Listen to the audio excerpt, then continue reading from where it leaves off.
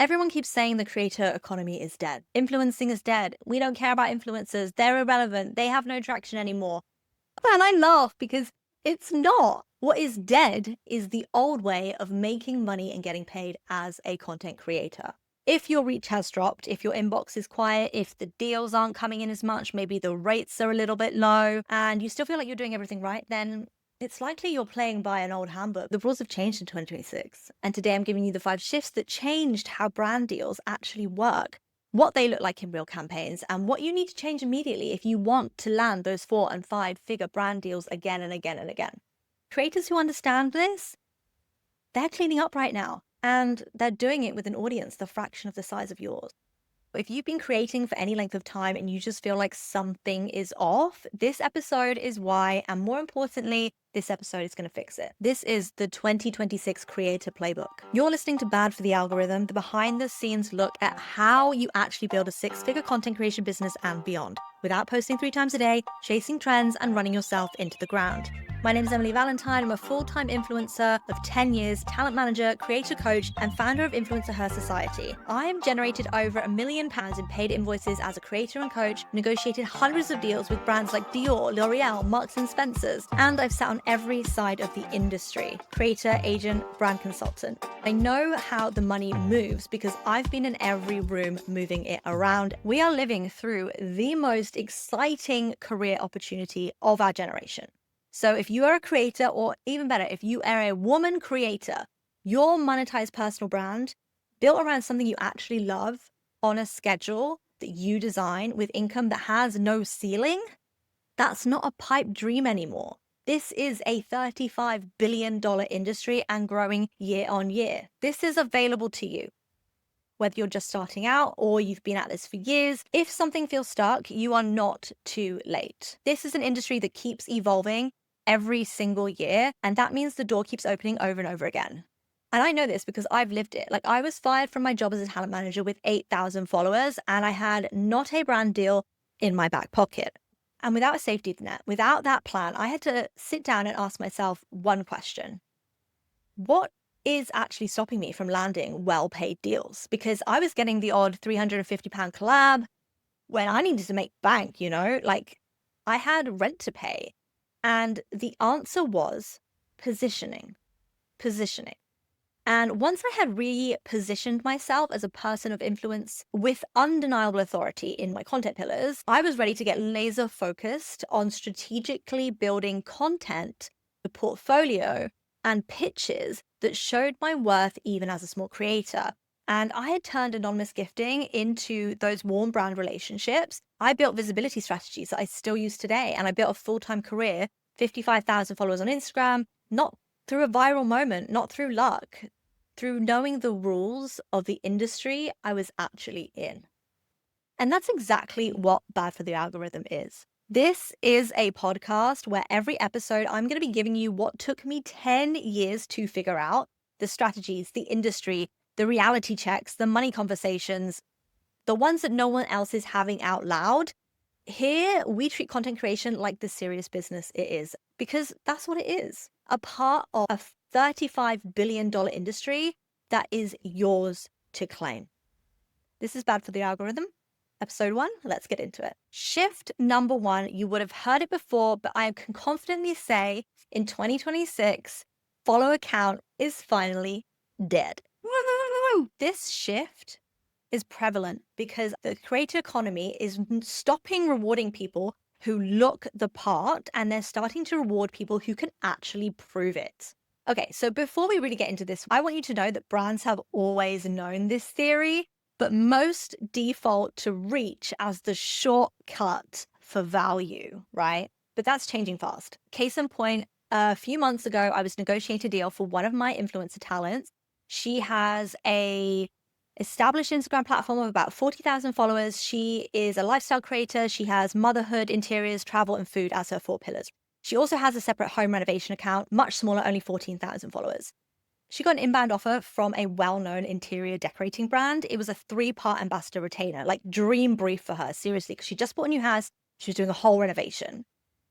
So I pitched the collab based on her main channel of 40,000 Instagram followers. Like, obviously, And then I did what any other good talent manager would do. And I upsold and I said, hey, she's actually got a dedicated home account on Instagram. It's only 14,000 followers, but it's super targeted. And for a markup fee, you can actually cross post there too, therefore increasing their reach of the content. And the brand actually came back to me. And this is a bit that like blew my mind. The brand came back to me and they said, actually, we only want the home account. Like, we're not interested in the 40,000 followers. We just want that very select 14. Okay.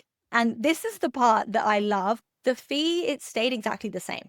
High 4 figures across 3 bursts for 14,000 followers because they wanted targeted. They wanted the right 14,000 people, not a fraction of 40,000 people. The caveat here is this is obviously a mature, focused brand that understood targeting exceptionally well. And not every brand is here yet. Some brands are all very much still focused on the vanity metrics. And it's going to take them a really long time to catch up. But the ones with real budgets, they are moving this way. So what I'm telling you right now, stop waiting for 10, 50, 100,000 followers to start pitching. You need to start proving that you can convert with the audience you already have right now.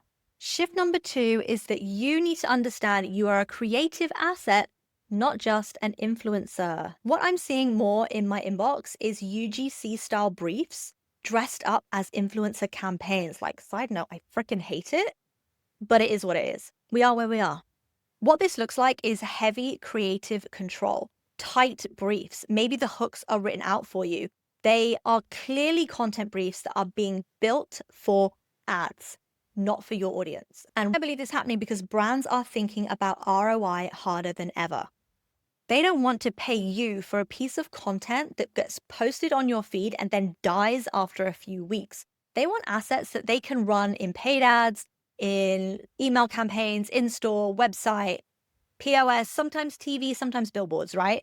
And in 2026, 98% of brands repurpose a creator's content. And that honestly is not a stat to just scroll past. That, my friend, is leverage.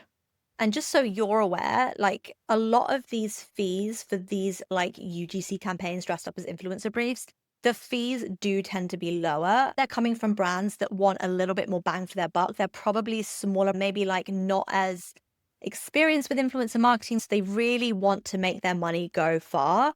The shift here for you, the key takeaway here is one post does not equal one fee anymore.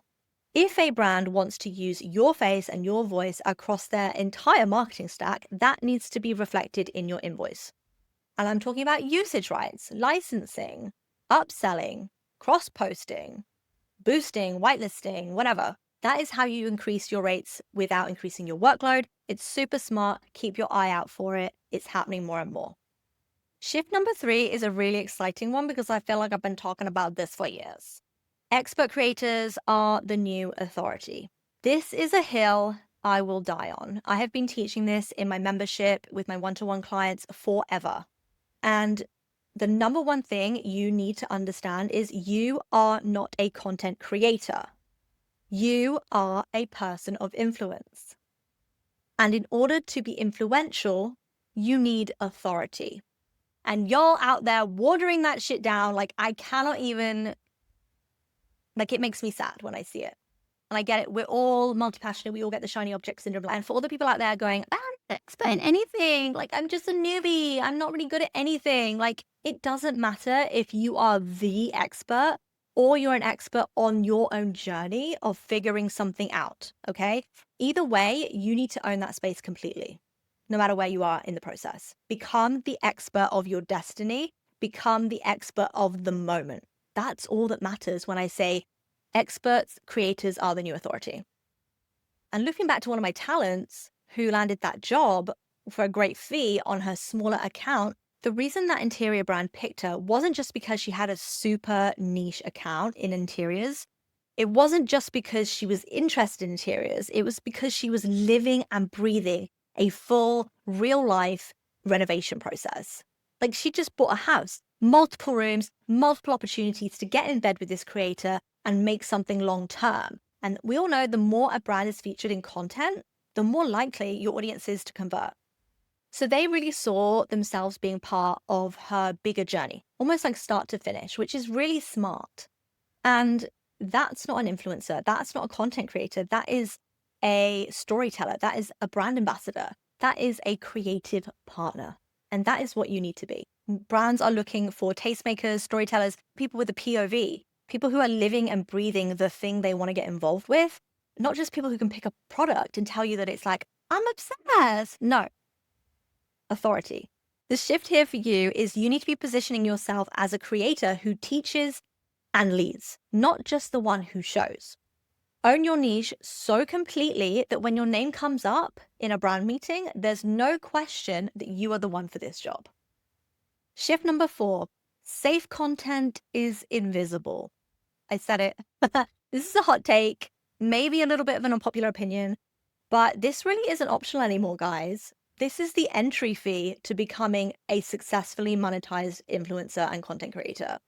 Yes, moving away from safe content can feel vulnerable, and you will definitely not get everybody agreeing with you when you talk about this kind of content or you share your POV. Like, POVs are polarizing by nature. Even the most mild take is going to ruffle some feathers, but polarizing means memorable, right? And memorable means shareable, and shareable means content ends up in DMs, group chats, close friends stories, like talked over the dinner table about.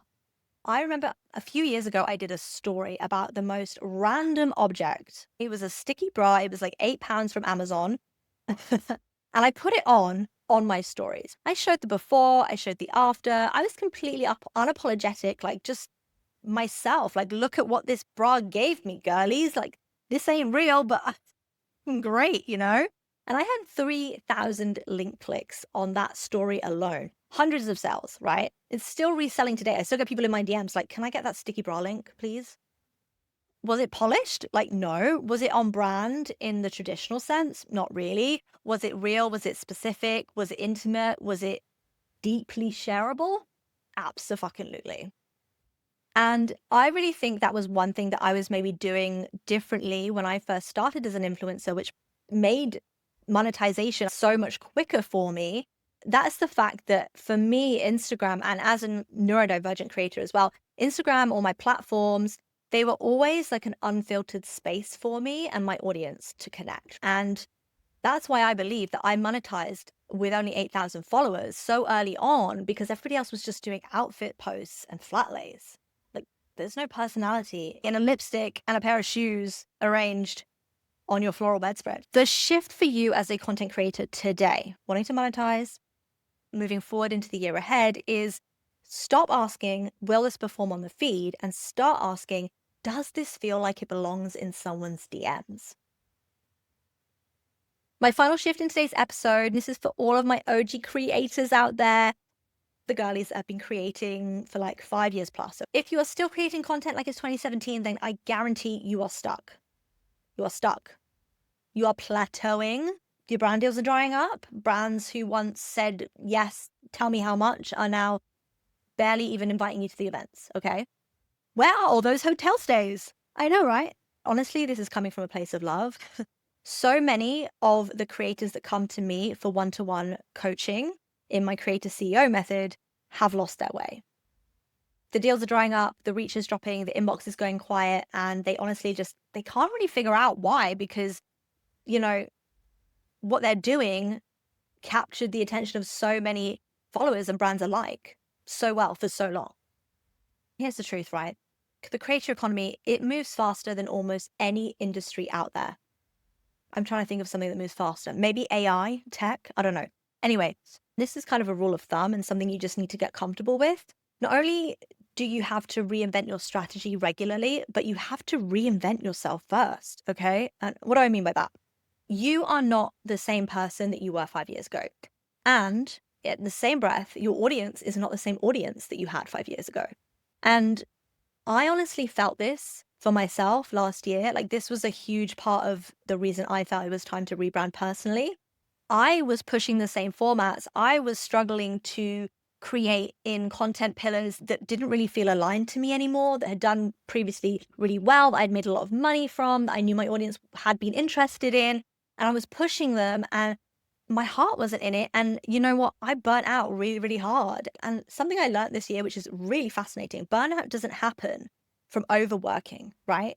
Burnout happens when you keep trying to push something that just is no longer aligned to you anymore, or you're no longer truly engaged with. And that honestly blew my mind, because that's exactly what happened to me with my personal brand and why I burnt out last year.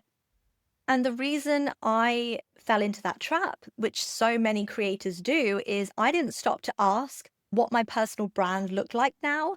And did it align with the person I was becoming, or like this new season, this new chapter?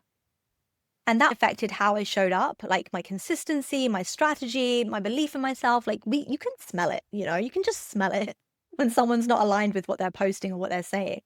I'm approaching 10 years as a full-time content creator, and this will be my third rebrand. And that's fine, because evolution isn't failure. It's how you stay relevant in anything. Like, it's how you stay relevant. It's how you stay paid. It's how you stay excited about what you do and what you're building. So the shift that you need to take away right now, if this one resonated, is audit your content. Like, please audit your content now. Are you creating for that 2017 creator, that 2017 audience, her interests, her strategies?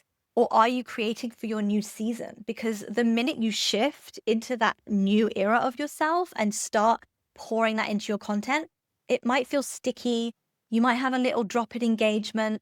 You might go through a little bit of a period of adjustment where your audience has to either catch up, get on board, or like exit. And by the way, if they exit, they're doing you a favor. It's fine, because in order to do this as a job, you have to be fully in alignment with who you are and what you want to put out, because otherwise it's a shit show. You are going to burn out. You're going to fail. Brands smell it a mile off. Your community won't engage. Your influence will plateau. So what we can see if we zoom out for a second here is there is a very obvious through line through all of the shifts that I've shared with you today. And that for me is, what are you bringing to the table? What are you bringing to your content that goes beyond followers, reach, and vanity metrics?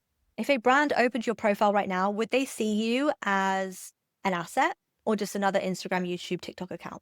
Through all of these 5 shifts that I've shared today, is that the creators winning right now, they aren't the creators with the biggest and bestest numbers. No, they are the ones who understand their value and they position it properly. And they know how to get paid for that value. And that's not luck. That's strategy. And it's 100% learnable. So if you're here, you're in the right place. First of all, hi, welcome to my podcast, Bound for the Algorithm. And if you are a content creator and something in this episode just went click for you, then that's not a coincidence. That's you realizing that the missing piece was never about the amount of effort you were putting in. It's knowing that the rules of the game has changed and you're ready to step up and play in 2026. And that shift takes you from creator to creator CEO. And that doesn't just happen because you decide it will. It happens because you built the systems, the positioning, the outreach strategies to back all of this hard work up. Because at the end of the day, if we're not doing it to get paid, then what are we doing it for? This is exactly what the Creator CEO method is, a high-touch, one-to-one program where we do not stop until you are operating like a brand that brands want to work with and pay. I feel like content has recently just become one big hamster wheel or an expensive hobby, or it's just not rewarding you in the way it once was, and you're ready to actually start running this show like a business, then the link is below in the show notes, application only. And if you're not sure if you're ready for one-to-one, like, honestly, apply anyway. There's some questions in that application. They'll make your eyes open. Thank you so much for joining me on episode 1 of Bad for the Algorithm. If you're getting something from this show, I would be so grateful if you left a review. It genuinely helps other people find us, and it means I can keep making all of this content for free. Catch you on episode 2.